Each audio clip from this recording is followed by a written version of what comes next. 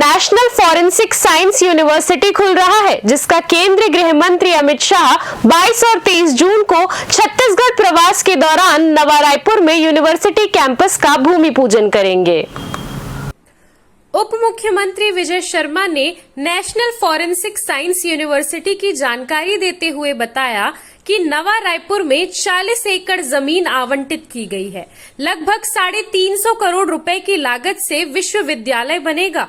भवन बनने के पहले यूनिवर्सिटी में इसी शैक्षणिक सत्र में पढ़ाई शुरू हो जाएगी, जिसके लिए ट्रांजिट कैंपस का भी गृह मंत्री शुभारंभ करेंगे।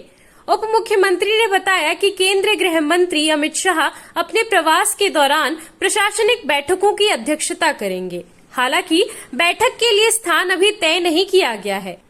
इसके साथ ही अमित शाह शहीद अतिरिक्त पुलिस अधीक्षक आकाश राव गिरिपुंजे के परिजनों के अलावा बस्तर में जवानों से भी मुलाकात करेंगे। 22 और 23 तारीख को यहाँ है। 22 को उनके आने के बाद बहुत बड़ी सौगात एक जो छत्तीसगढ़ को मिली है वो NFSU के कैंपस का है, नेशनल फॉरेंसिक साइंस यूनिवर्सिटी। उसका एक कैंपस छत्तीसगढ़ में बनेगा।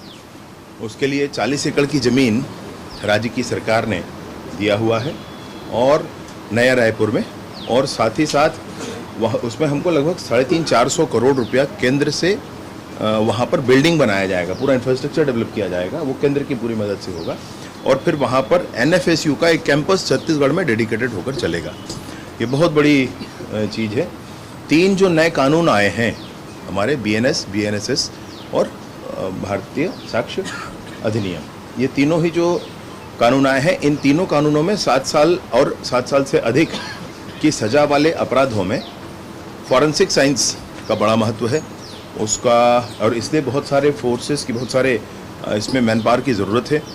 यहाँ पर छत्तीसगढ़ में इसके खुल जाने से स्टूडेंट्स हमारे आगे आ पाएंगे और बेहतर विश्व स्तरीय संस्थान है उसका एक कैंपस हमको छत्तीसगढ़ में मिलने वाला है NFSU का। साथ ही साथ एक और 6-7 एकड़ की ज़मीन साथ में लगी हुई है, जिसमें हमारा फॉरेंसिक लैब, छत्तीसगढ़ का फॉरेंसिक लैब जो छत्तीसगढ़ सरकार का है, वो भी बनेगा। तो ये दोनों ही बातों का भूमि पूजन होना है। साथ ही साथ जब तक ये NFSU का कैंपस बनेगा तब तक उसका ट्रांजिट कैंपस होना चाहिए। तब तक पढ़ाई इसी सत्र से प्रारंभ हो जाएगी NFSU की, और उसका ट्रांजिट कैंपस जो शुरू होने वाला है उसका भी उचित स्थितियों में उनके द्वारा प्रारंभ किया जाएगा, डिजिटली प्रारंभ किया जाएगा। बाकी उसमें काम होने में समय है थोड़ा अभी।